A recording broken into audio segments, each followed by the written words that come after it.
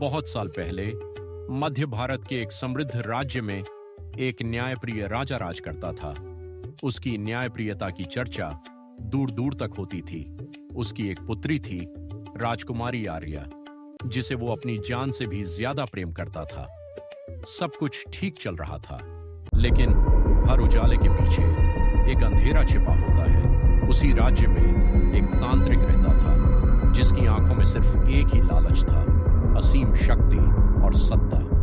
उसने एक खतरनाक अनुष्ठान की योजना बनाई और उस अनुष्ठान के लिए उसे चाहिए थी राजकुमारी की बलि। एक दिन वो महल पहुंचा। मीठी बातों में उसने रानी को अपने जाल में फंसा लिया।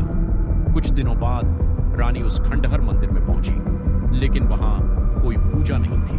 वहां था सिर्फ अंधकार। रानी को सच समझ में आया, लेकिन बहुत देर हो चुकी थी।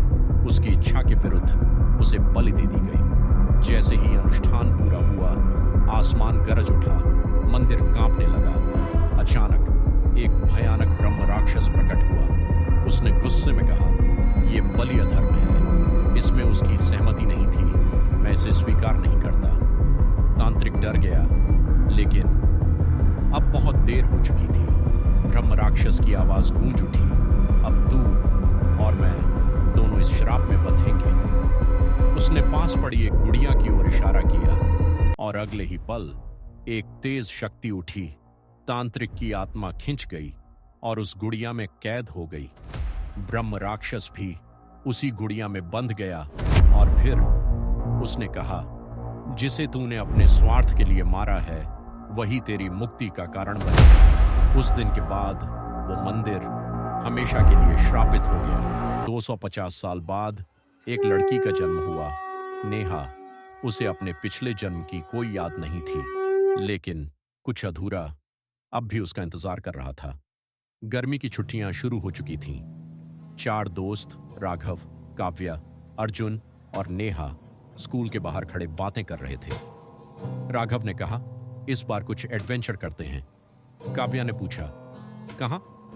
राघव मुस्कुराया, जंगल के उस खंडहर मंदिर में। नेहा एक पल के लिए चुप हो गई। उसे कुछ अजीब महसूस हुआ। उसने धीरे से कहा, मुझे नहीं लगता, हमें वहां जाना चाहिए। राघव हंस पड़ा, अरे कुछ नहीं होगा। और अगले दिन चारों उस खंडहर की ओर निकल पड़े। जंगल के बीच उन्हें एक पुरानी चाय की टपरी दिखी। वहां एक बुजुर्ग आदमी बैठा था। उसने पूछा, कहां जा रहे हो बच्चों? राघव ने जवाब दिया, खंडहर मंदिर।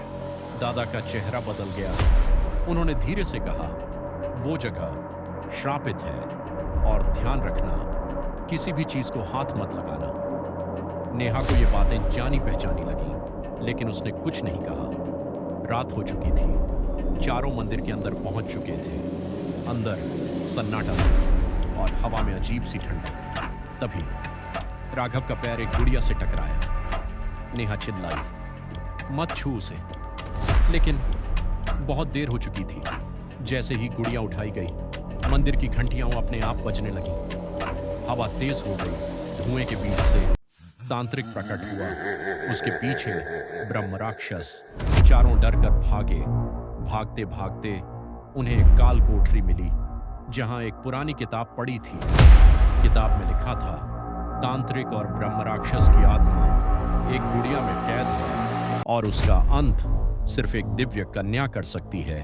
और इस खंडहर के पीछे एक वीरान शिव मंदिर है, जहां रखा त्रिशूल उनका अंत कर सकता है।